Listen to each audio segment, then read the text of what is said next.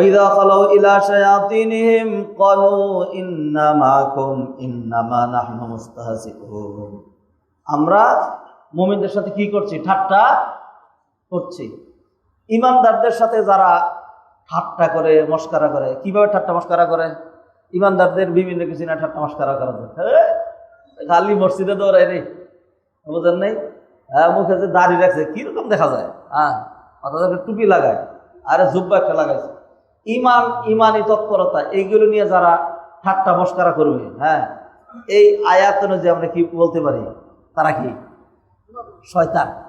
তারা কি শয়তান, তারা হলো শয়তান। আল্লাহু ইস্তাহজিউ বিহিম ওয়া ইয়ামুদ্দুহুম ফি তুগয়ানিহিম ইয়ামাহুন। আল্লাহ সুবহানাহু ওয়া তাআলা ইস্তাহজিউ বিহিম, তাদের সাথে ঠাট্টা মস্করা করছেন।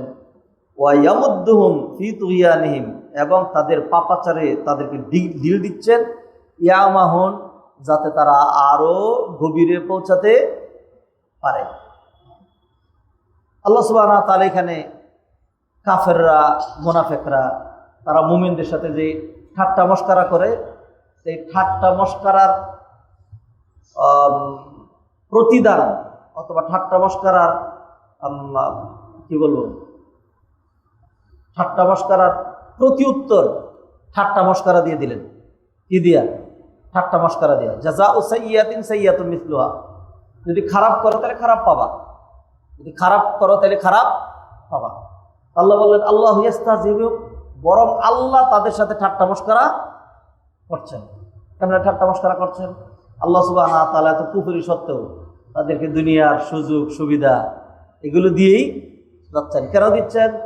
আল্লাহ এই জন্য দিচ্ছেন, ওয়া ইয়ামুদ্দুহুম ফি তুগয়ানিহিম, যাতে তারা তাদের পাপাচারের মধ্যে আরো গভীরে যেতে পারে, আরো গভীরে যেতে পারে।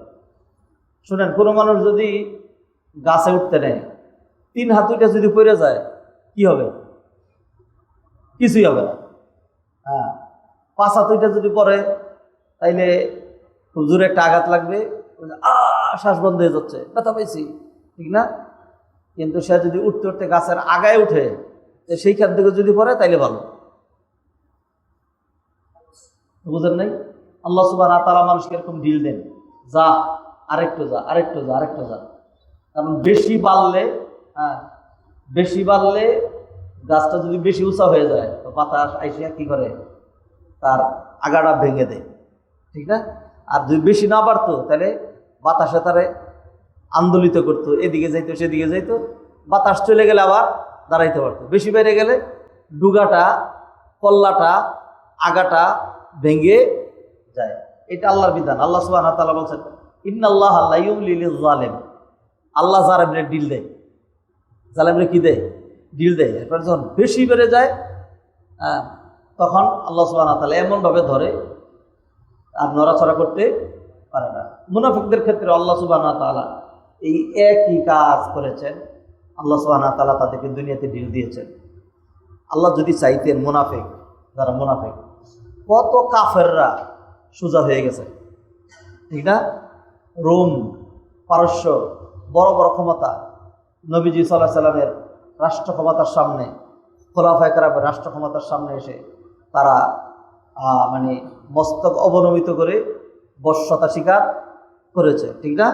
ভিতরেই 2-4টা মুনাফিক যারা আছে, আল্লাহ যদি একবারে সর্বমোচন করে দিতেন, আর ওমর রাদিয়াল্লাহু তাআলার মতো বীর পুরুষ কয়েকজন দাঁড়ায়া তাদের গর্দান যদি একদম উড়াইয়া দিতেন, পারতেন না?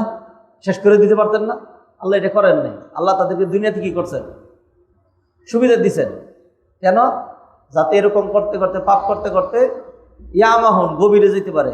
পাপে যত গভীরে যাবে, আযাবেও তত গভীরে যাবে। যেহেতু আযাবে সবার নিচে যাবে, অতএব পাপে আরেকটু গভীরতায় পৌঁছাবে। অতএব আল্লাহ তাদেরকে যে ঢিলটা দিয়েছেন, অথবা তাদের স্বাধীনতার লাগাম যে ছেড়ে দিয়েছেন, এইটাই হলো আল্লাহর ঠাট্টা মস্করার অর্থ। নতুবা আল্লাহ সুবহানাহু ওয়া তাআলার একটা নাম হলো কুদ্দুস। কুদ্দুস মানে পবিত্র। ত্রুটি, বিচ্যুতি, ঠাট্টা মস্করা, দুষ্টামি ইত্যাদি এইগুলো থেকে আল্লাহ সুবহানাহু ওয়া তাআলা বহু ঊর্ধ্বে।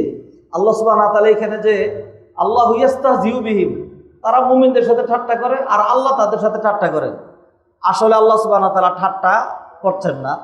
তারা যেই তাদের মানে পাপাচারে তারা আরো সামনে অগ্রসর হইতে চাচ্ছে, সেই ক্ষেত্রে আল্লাহ সুবহানাহু ওয়া তাআলা তাদের স্বাধীনতা খর্ব করেননি, তাদের স্বাধীনতায় ঢিল দিয়ে দিয়েছেন। এই যে আল্লাহ ঢিল দিয়ে দিয়েছেন, এই ঢিলের কারণে তাদের পরিণতি ভালোর দিকে যাচ্ছে না বেশি খারাপের দিকে?